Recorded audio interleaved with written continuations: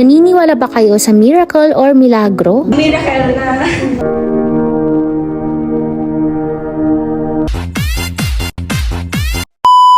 Another blessing ang pinuntahan namin ngayon na okasyon. Ito nga yung gender reveal ng aming kaibigan na si Sis Marinel at ni Kuya Frederick. Girl, I pretty buntis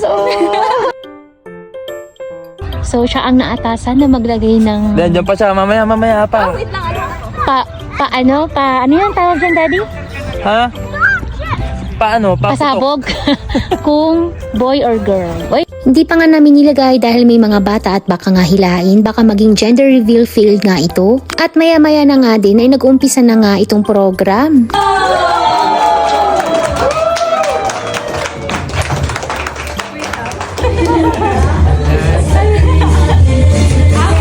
hindi naging madali para sa akin. Pero God is so good, nandito tayong lahat dahil para i-celebrate ang miracle na dumating sa amin.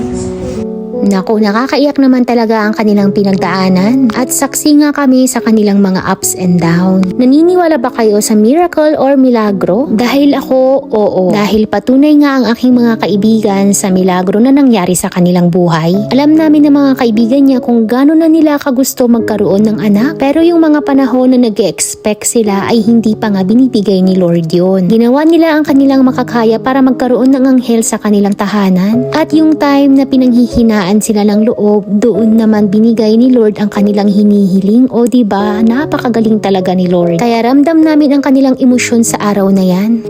So, sobrang saya lang kasi hindi ko ma-express yung saya namin mag-asawa kasi nanay at tatay na kami.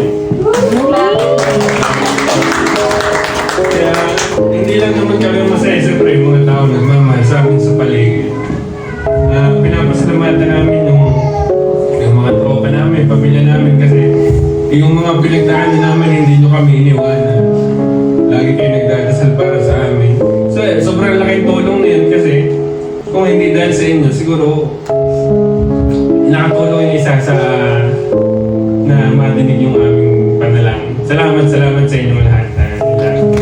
Maaga nga akong dumating dito pero nakalimutan kong maglagay kung team boy ba ako or team girl. At ang mga bisita nga, ang daming boto para sa team boy. Ako, syempre, kitang-kita naman sa aking damit, team boy, diba?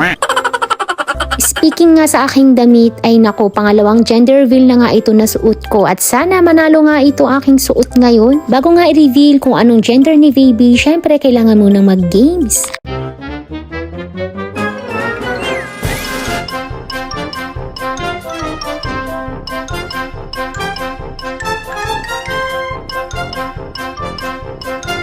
Kulang sa training itong dalawang baby, talo. Sup-sup-sup na lang, hindi pa alam sumup-sup.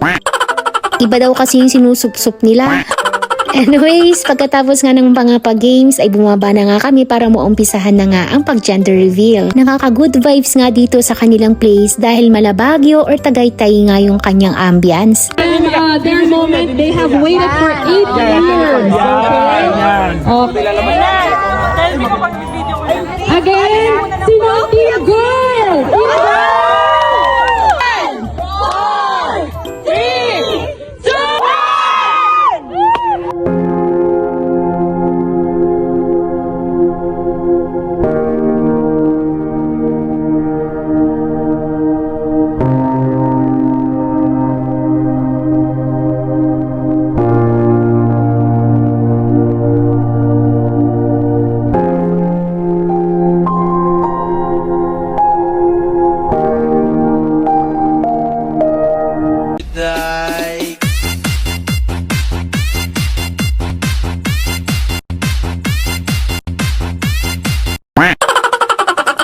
Again, congratulations Sis Marinel and Kuya Frederick. At eto na nga yung pinaka-aantay namin chibugan time. Etong si Daddy ay kanina pa nanggigigil sa lechon.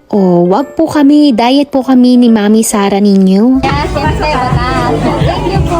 Diet ng Mami Sara Naman ninyo. na po ako yan. Diba? Thank you. Sabi ko sa inyo, diet to. Sa mga naghahanap po pala ng magaling na host para sa kanilang special occasion, just message Host Jokay. Hindi ko na po pala nakuha na ng video yung mga ibang pangyayari pero ito ay kuhang-kuha sa camera. Ma'am at Labat, sana nag-enjoy po kayo sa panunood. Please like and follow our page. Until our next vlog. Bye-bye!